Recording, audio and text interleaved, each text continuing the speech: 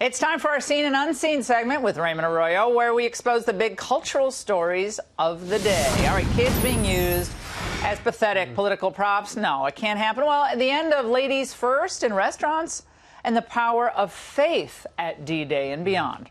All right, Raymond, kids have been starting to quiz candidates on really complicated constitutional matters. They're not being coached, are they? Oh, no, Laura. The kids are popping up all of a sudden at these political events. Here's Joe Biden answering a kid from New Hampshire yesterday. Watch.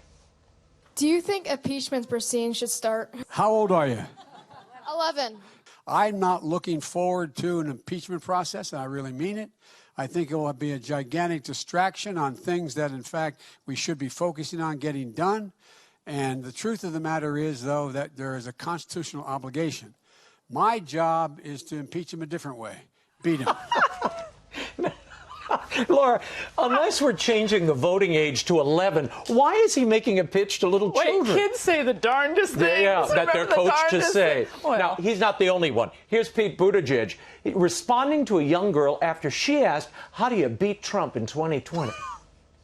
We can't play his game. You know, he's really mean, and he likes to call people names. And if we do it his way, I think we're going to lose. So we have to change the whole game.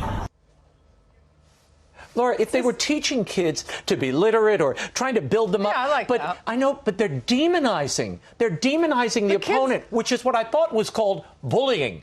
Teach them that politicians have different arguments, they have policy differences. I have an idea. But I have an idea. Let kids be kids for a while before they get swimming in the toxic soup of what we do. What 11-year-old is concerned about any of these guys or impeachment? I'm glad Joe Biden's taking the really tough questions because they're shielding him from the press as it is, but they'll let those 11-year-olds at him every day. There you go. Now, say goodbye, Laura, to the chivalrous moments like this at restaurants. Ooh. This is over. Mr. Morse. Yes, Mr. Lewis. I'm Jim Morse. This fireball is my grandson, David. Well, I don't know about the fireball part, but grandson's true enough. Well, I'm pleased to meet you both. This is a friend of mine, Vivian Ward. Please sit.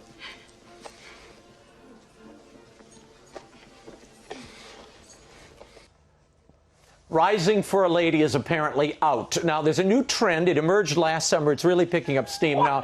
The website Eater says restaurants are saying goodbye to soft sexism. At Chicago's Tide House, it's omitted the idea of ladies first. The staff has eliminated language like ladies and gentlemen from the vocabulary, and they no longer serve in order of gender performance.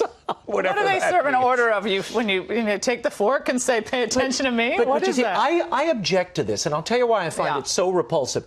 Men and boys learn respect by doing things. When you rise, when a lady enters the room, or when you pull a chair for a lady, it's showing respect. People want women to be respected, and they should be. Let's show and teach men and young boys how to do that. Let ladies go first, open the door, and pull the chair. You know what I do? One of my son, Dimitri, we're going into a restaurant, and he goes in, and I just let the door close, and I wait outside. I said, and Mommy, what happened? You didn't open the door for me. He said, oh, I'm sorry. But they learn. And it's kind of fun to see the little kids do that. But I mean, imagine if the waiter came over, and I said, I'll have the hamburger, and then you just get waited on. No, but I kind of like it. I guess I'm a throwback. That's my problem. I agree. Now, before we go, during the president's state visit to England, there was a lot of talk about faith and sacrifice. The fact that the president chose to highlight the alliance with Britain and what binds us at that first state dinner, Laura, I think was significant. Watch. The bonds of friendship forged here and sealed in blood on those hallowed beaches will endure forever.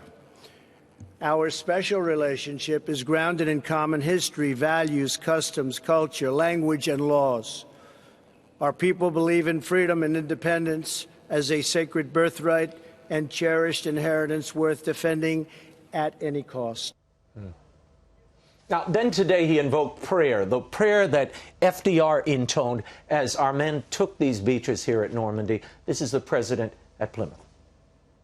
They will need thy blessings, for the enemy is strong.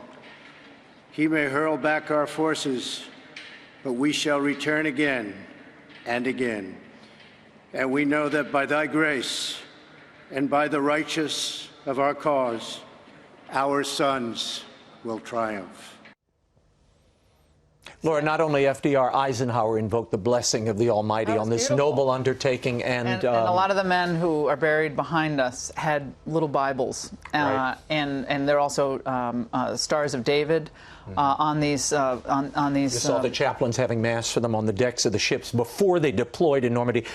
God was certainly in the air here, and you feel him here I as well. like him quoting, when he was quoting the FDR prayer, better than the McLean Bible Church. I just thought that was a better moment for Trump. I thought they were both good, but I thought it was a good moment.